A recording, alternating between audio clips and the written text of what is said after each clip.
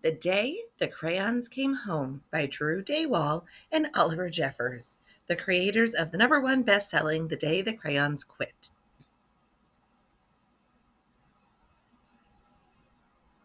To my parents, Charles and Charlene Daywalt, who taught me to always make room for everyone, and for Logan, the day the crayons came home. One day, Duncan and his crayons were happily coloring together when a strange stack of postcards arrived for him in the mail. Hello from the rug. Dear Duncan, not sure if you remember me. My name is Maroon Crayon. You only colored with me once to draw a scab, but whatever. Anyway, you lost me 2 years ago in the couch.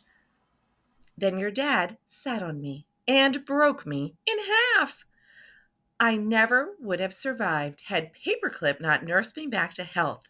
I'm finally better, so come get me. And can Paperclip come too? He's really holding me together. Sincerely, your marooned crayon, Maroon Crayon. Duncan to Duncan's bedroom, upstairs in this house. Dear Duncan, no one likes peas. No one even likes the color pea green. So I'm changing my name and running away to see the world. Sincerely, Esteban the Magnificent, the crayon formerly known as Pea Green. To Duncan in Duncan's bedroom, upstairs in this house. Hi, Duncan. It's me, Neon Red Crayon. Remember that great vacation we had with your family? Remember how we laughed when we drew a picture of your dad's sunburn? Remember dropping me by the hotel's pool when you left? Clearly you do not, because I'm still here. How could you miss me? Anyway, after 8 months waiting for you to come get me, I guess I'm walking back. Your left behind friend, Neon Red Crayon. Duncan, it's us, yellow and orange. We know we used to argue over which of us was the color of the sun. But guess what? Neither of us wants to be the color of the sun anymore. Not since we were left outside and the sun melted us together.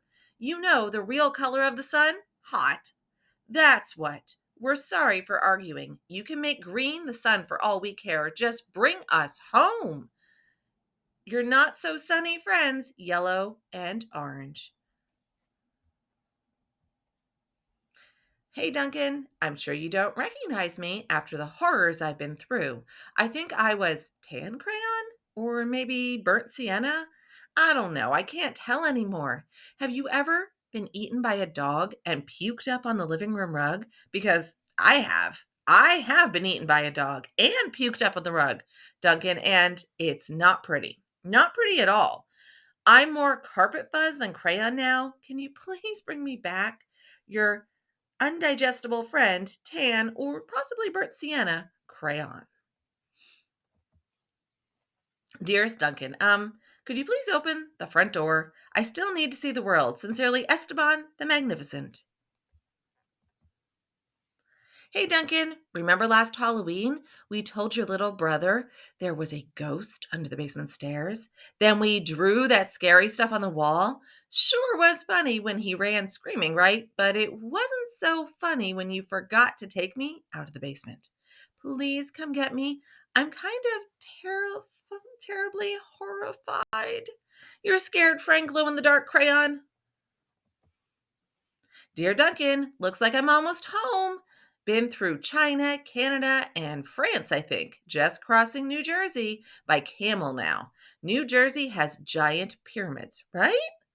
See you soon, Neon Red Crayon. P.S. Next stop, the North Pole, I think.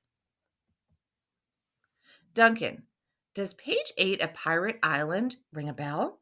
Kind of a big payday for a certain Captain Greenbeard there, don't you think? And no bronze or silver in that pile, huh? I told you it'd make me blunt if you colored each coin individually, but would you listen? No. I also told you those stupid crayon sharpeners never work. Did you listen to that? Also, no. Now I can't color anything at all. Your pointless friend, Gold Crayon. A haul of loot. A bad day for the cabin boy. Dear Duncan, I've seen the world. It's rainy. I'm coming back. Esteban the Magnificent. Hi, Duncan. You're probably wondering why my head is stuck to your sock. A question I ask myself every day. Well, it's because last week you left me in your pocket and I ended up in the dryer. I landed on your sock and now he's stuck to my head. Can you please come get me? Also, why does everything you wear still smell, even after it's washed? Your stinky sock stucky on head buddy. Turquoise crayon. P.S. Sock says, hi. Dear Mr. Duncan, I know I'm not your crayon. I know I belong to your baby brother, but I can't take him anymore. In the last week alone, he's bitten the top of my head, put me in the cat's nose, drawn on the wall, and tried to color garbage with me. The worst part is he's a terrible artist. I can't tell what his drawings are. Donkeys? Monkeys? Donkey monkeys? Picasso said every child is an artist, but I don't know. I don't think he met your brother. Please rescue me, your desperate friend, Big Chunky Toddler Crayon. Duncan, greetings from the Amazon rainforest. Making great time. I think I'm almost home. Neon Red Crayon.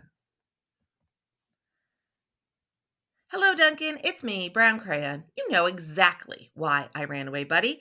Everyone thinks I get all the great coloring jobs. Candy bars, puppies, ponies. Lucky me, right? But they don't know what else you used me to color, do they? I didn't think so. The rest of that drawing was great. But did it really need that final brown scribble? I'll come back, but please, let's stick to candy bars, okay? Your very embarrassed friend, Brown Crayon. Bear Goes in the Woods by Duncan. Duncan was sad to learn of all the crayons he'd lost, forgotten, broken, or neglected over the years, so he ran around gathering them up.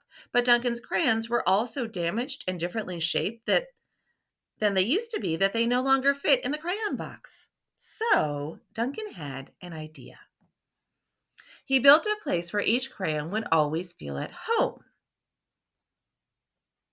There's no dogs down there, are there? Nope, no turkeys either. Oh, you flatter me. But it's not real chocolate. Let's have a party. But it's not really blue, more like lilac. I think that does it for us. Ah, there you are. I could use a haircut. Looks good, lads. No, I think everyone is welcome. It's the crayon fort. And this is Cleveland. I got to hike the Great Wall of China. Also by Drew Daywalt and Oliver Jeffers, The Day the Crayons Quit.